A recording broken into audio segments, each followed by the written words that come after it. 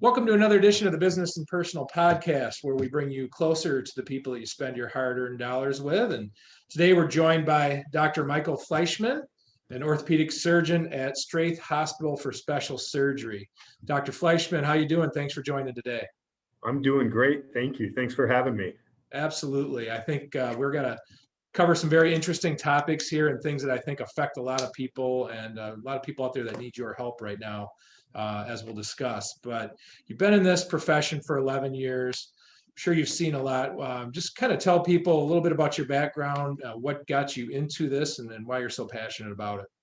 Sure. Well, before I was ever a physician, I was a patient, and I was mostly an orthopedic patient because I was a bit of a crazy kid when it came to sports, et cetera. So multiple injuries, multiple orthopedic surgeries.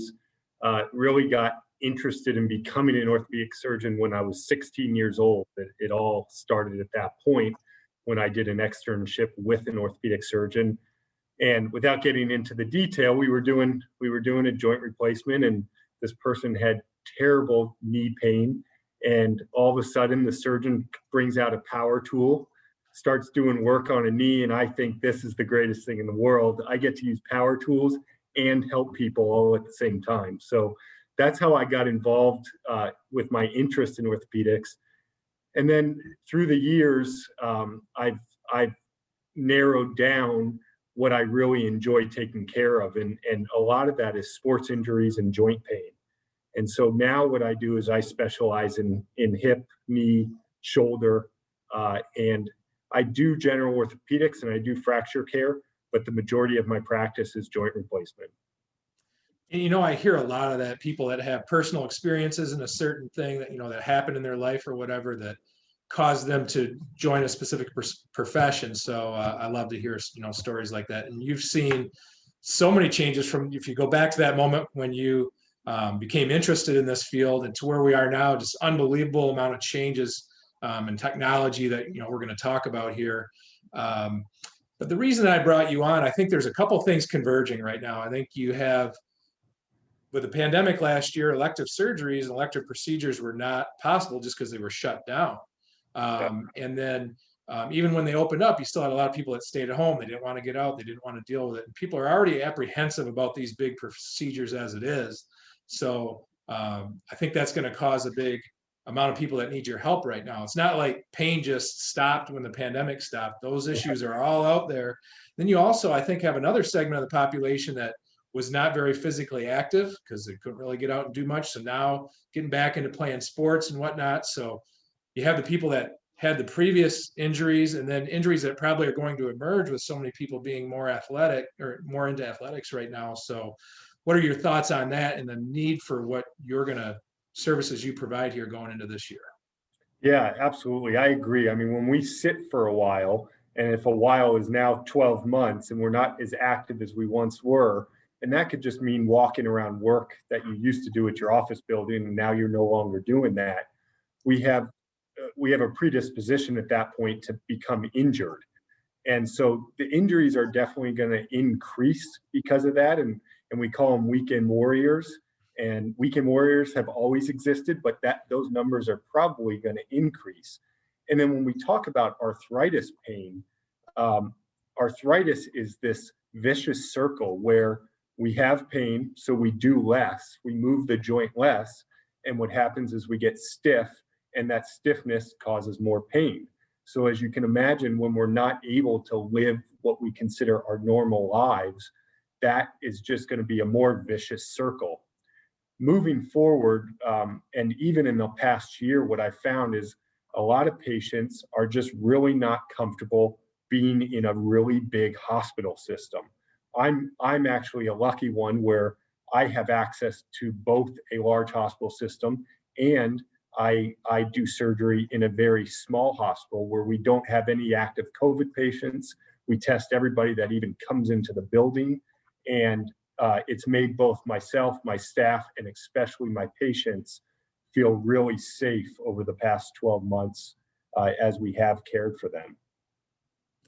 And, there's so many horror stories out there of knee surgeries or hip surgeries that have gone bad. And it's a scary thing for anybody to undergo anyway. But then when they read or hear about those stories, it just causes them more apprehension to get these procedures done. But you were sharing with me some very precise methods you have that really minimize the risk of issues happening after the surgery. Touch on that a little bit. I think people would be interested in knowing about what you have to offer there. Sure. So first of all, my subspecialty training is in joint replacement. I did a 5-year residency in general orthopedics, and then I did a fellowship in nothing but hip and knee joint replacement. So during that time, what I've learned is in order to lower risk, number one, you have to have someone that does this a lot and that specializes in it. We know that for sure lowers the patient's risk factors after surgery. But also I use certain tools for certain patients. For example, I specialize in robotic joint replacement of the hip and knee. And what that means is a lot of people picture it where I'm sitting out in my living room controlling it with a remote control or something, the robot's doing the surgery, and that's not at all what it is. It's basically the robot helps me remove the human error portion of the surgery out. So let me explain that a little bit. Let's talk about a hip replacement specifically. With hip replacement, the keys to it, and we've known this for many years, is getting the angle, the size, the leg length after surgery as precise to the patient's normal anatomy is that we can. And as you can imagine, when we're in a human body and we're trying to tell the difference between 42 degrees and 45 degrees or 1 millimeter and 3 millimeters, that becomes very complex. Well, the robot can tell that. The robot can tell that within less than 1 degree and less than 1 millimeter. So I plan somebody's entire joint replacement on the robot prior to going into the operating room. I then go into the operating room and do my surgery, and the robot is in there with me where I'm actually holding it, and it is telling me if I'm going outside of that 1 millimeter and 1 degree range that I plan to put it in. Absolutely amazing stuff. These things that we've heard about for years that are coming down the road, all this technology, and it's here right Absolutely. now. And I would imagine not only the people that have not had surgeries that would benefit from something like this, but you've probably worked with people that have had issues with a previous surgery that you were able to fix with that precision as well, right? Would it make sense for people to go to you for a second opinion too? Yeah, I mean, that's one of my subspecialties. That was what my fellowship training was in as well, was complex joint replacement, which means oftentimes someone's born with something that maybe makes it complex, but more often than not, it's they had a joint replacement and they're having issues with it now. And so that's something that I do on the regular, where I take care of patients that have already had a joint replacement either recently and they're having issues, or even 10 years ago, and then all of a sudden now they're beginning to have issues. And those are the complex cases because it's no longer we know what to expect when we get in there. We figure it out once we get in there. And that's why having somebody that does this a lot is really important. And I know you had some visuals you wanted to show me here too, that can kind of help people see a little bit of what you do with some of these knee and hip procedures. So for those that are watching the video version of this, you want to kind of show some visuals of the knee and hip that we Sure. discussed? Why don't we start with the knee? I mean, when we talk about the knee, anytime I meet a patient and we talk about knee replacement, they picture me going there and literally taking out their entire knee and putting in a new one. And good news is we don't do that. In fact, the magic of the surgery is that we resurface the area that used to have cartilage, which is when you don't have cartilage, that's when you have arthritis. We resurface that area with the pieces, and the magic or the small detail of making a very good joint replacement is about sizing that and angling that to the patient's appropriate anatomy. So I'm going to hold up. Please let me know, Ryan, if you can see this well.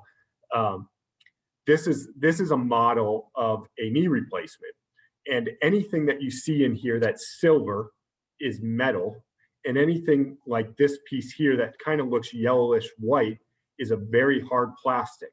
Everything else, the clear looking, these here, the ligaments, those are native, and we don't touch any of that during surgery. So if I turn that to the side, you'll see that this is literally just resurfacing the bone. This plastic piece that goes into the center portion, that actually is what the joint now moves on after surgery. And so prior to surgery, I'm able to size this on the computer, put the angles into your anatomy, which would be completely different than my anatomy. And everybody is different. And then when I go in there, execute that plan with that precision we talked about earlier.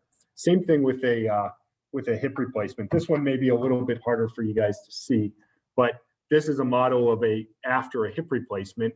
And again, this metal piece that you can see within the bone here, which is the femur, and within the socket, those are very precisely put in, and they end up growing into your bone.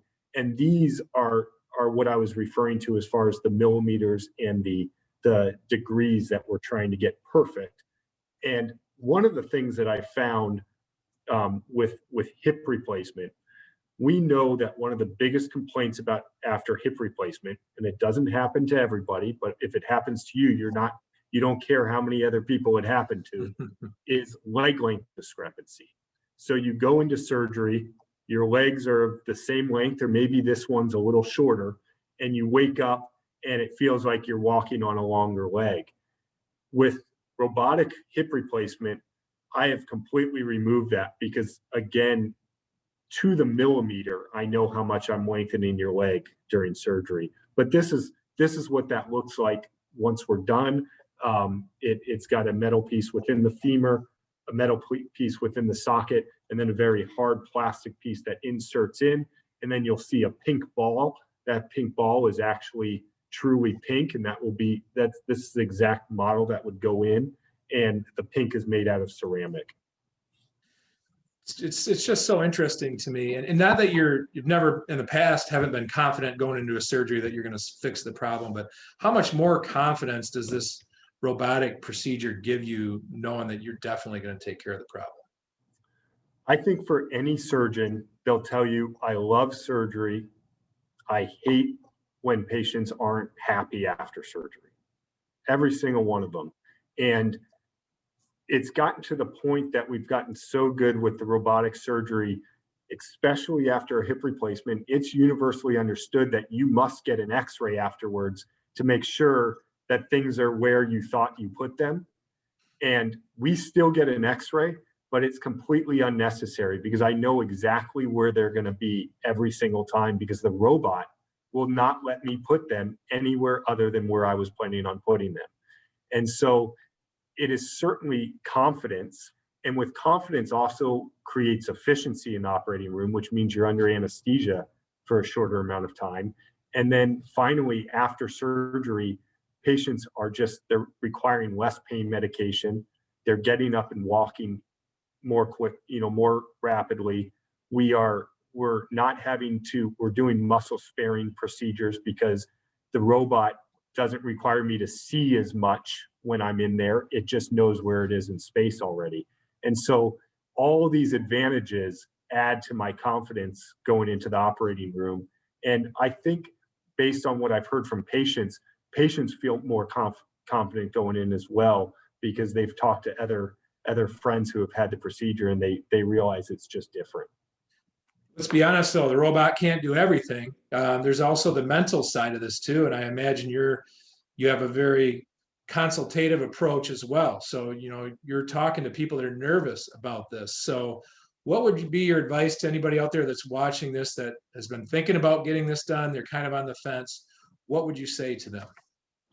Well, unfortunately, today that question is different than it was in January of 2020, because on one side of that is instilling the confidence of COVID and how we're going to make them safe for that. And the second one is why should they move forward with this surgery? And so starting with COVID, as we briefly discussed, I do my surgeries in a hospital where we don't have any COVID. And so that, I think, has really helped patients become more confident with going in and getting out of the house and coming to see me in my clinic, and et cetera, et cetera. Now, when we talk about joint replacement or orthopedic surgery in general, orthopedics is basically, I'm a body mechanic. So if you think about that with your car, and you let the oil run out and you don't get your oil changed for too long, you go and see your car mechanic and they say to you, you know what, you waited too long. Now I have to change your entire oil pan. We can't just change out the oil. Well, the same thing goes for orthopedics in our bodies. If we wait too long, there is a chance that either you're going to need a bigger surgery, or something you didn't need surgery with originally, now you might need surgery for, or the surgery that you're going to have has a lower chance of making you better if you don't get it done sooner. So I do encourage people and patients and family, everybody, to go see their orthopedic surgeon when they have pain. I do telehealth, so oftentimes if patients are having, concerns about COVID right now, I'll see them over telehealth first, and we'll discuss it. And if I feel like it's something that it's important that they are seen in person, or we get further imaging, we make that decision at that time. And then that takes care of both those problems, COVID and their issue of waiting too long.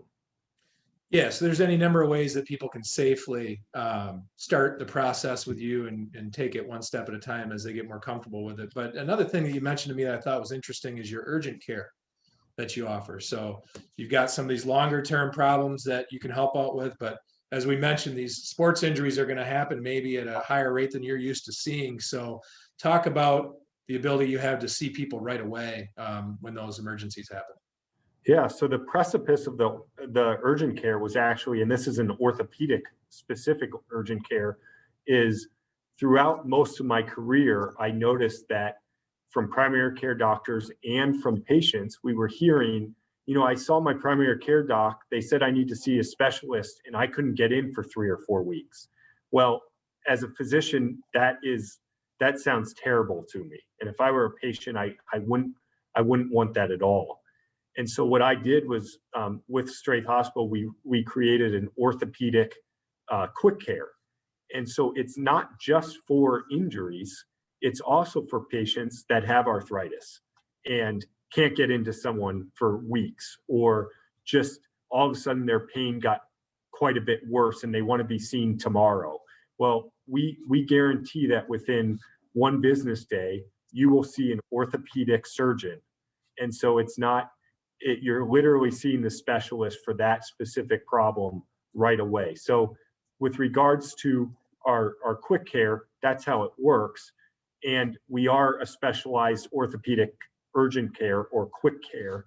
And that means for any type of injury, if you do it, if your kid injures themselves on the soccer field, or if you're out a weekend warrior playing basketball and something happens, we'll see you within 1 business day, guaranteed. That's great information. And that's just connected right to the Straith Hospital, or is that a separate location that you have the urgent care? That's actually part of my clinic at Straith Hospital. Okay. And speaking of Straith, I mean, someone with your experience would probably be pretty valuable in the market. I'm sure you could work in a lot of different places, but what is it about Straith that pushed you to work there, and why you think they're different than everybody else? We've basically tailored it to patient care. And that's what it comes down to. We're able to be flexible. We've been very flexible during the COVID time. I'm hoping we can move out of that cloud and be flexible in the normal world again. But patients really, what they want is, they want, number one, a competent doctor. Number two, they want a doctor who is willing to take the time and sit with them. We've made sure at Straith that this does not feel like a conveyor belt. And that you are, if you need 45 minutes to figure out what's going on, you get 45 minutes, which in my other orthopedic practices prior to that, that was certainly not the case. We were on time demands. We were forced by the hospital systems to have time demands. At Straith, we don't do that. What we're trying to do is put the patient first. The doctors are also extremely happy to work in that environment. And when you have happy physicians, you tend to have happier patients as well. And then finally, my operating room teams.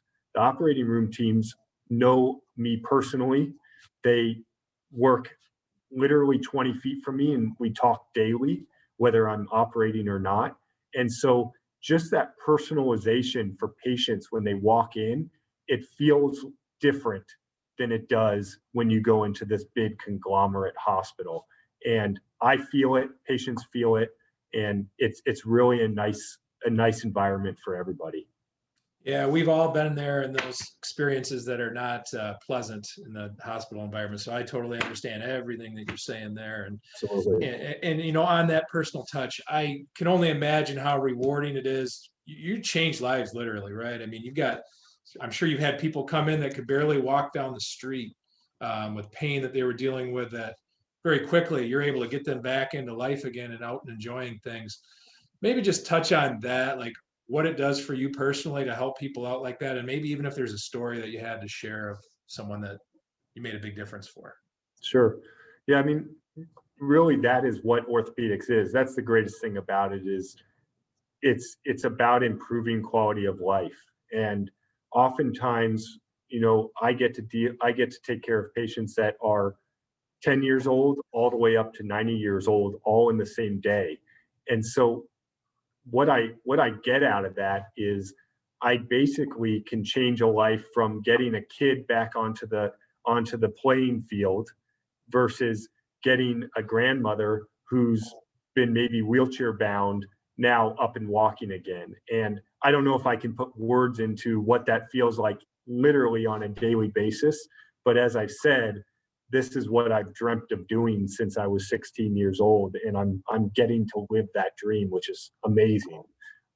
With regards to a specific patient, as you asked that, a bunch ran through my head of what's a good example of a patient. And I think the best example of the combination of the patients I see was a 29-year-old lady who has rheumatoid arthritis and was in a wheelchair, and her legs stuck out to the side so far that at her knee that she wasn't able to walk, and she hadn't been able to walk for 3 or 4 years when I met her. And each time she saw an orthopedic surgeon, number one, she was a very complex surgery, but number two, she was 29 years old, and putting a joint replacement into a 29-year-old is a whole different discussion, because they don't last for 100 years. They last for about 20 years. And it took about 6 months of education with her to get her to understand what it would do for her life.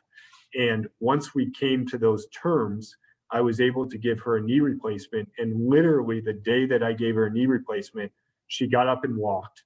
She used a walker for about a week, transitioned to a cane. And I see everybody 2 weeks after the surgery. And when I saw her 2 weeks after, she no longer was even, she didn't bring the cane into the office at all. And, as I followed her over the years, her life has changed completely. It's gone from a 29-year-old who couldn't work, couldn't do anything for herself, to, she now has a family, she's got a full-time job. There's no way to explain how that feels for her. I can't even get into her head. But those type of situations are really what we encounter in orthopedics that are unlike any other surgical subspecialty, and it's pretty special.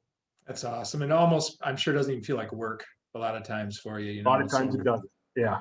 Yep. So, anybody out there that's been kind of putting this off, you're dealing with pain, between the precision and the personal touch that you can get from Dr. Fleischman and everybody over at Straith, highly suggest you reach out to them. Dr. Fleischman, what would be the best way for people to get in touch with you and start the process? I think the best way is to either give us a call or go online. You can find us at straith.org.